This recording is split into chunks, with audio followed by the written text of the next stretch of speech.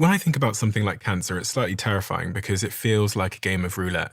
It feels like the people that get cancer, it's completely random, and that our outcomes are also a game of roulette. And this is as someone that knows very little about cancer. I hear someone that I thought was very, very healthy get cancer, and then their outcomes, whether they beat it or not, also seem to be largely down to chance sometimes. That's how it seems. What do you think of that view? Yeah, I'm going to give you a brand new view of thinking about cancer. And that is that we are all forming cancer in our bodies all the time, from the time we were kids. You don't have clinical cancer, you haven't gone to the doctor to get a diagnosis, still start forming cancers. And let me tell you why. Cancers are like pimples in our body. All right. And this is shocking to some people to hear, but the human body is made up of about 40 trillion cells. That's more cells in our body than stars in a clear sky.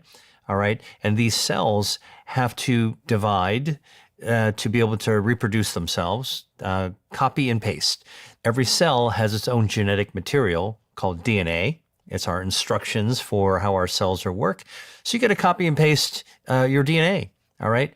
Now, copying and pasting is a tricky thing to do really well. So if I gave you a sentence to write, Stephen, and I said, copy it 10 times on a Word document, you'll do it perfectly.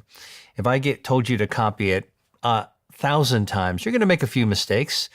Good thing that we have spell check to fix it, to catch it and fix it. But if I ask you to copy a single sentence 40 trillion times, you're going to make so many mistakes that your spell check isn't even going to be able to catch all of it.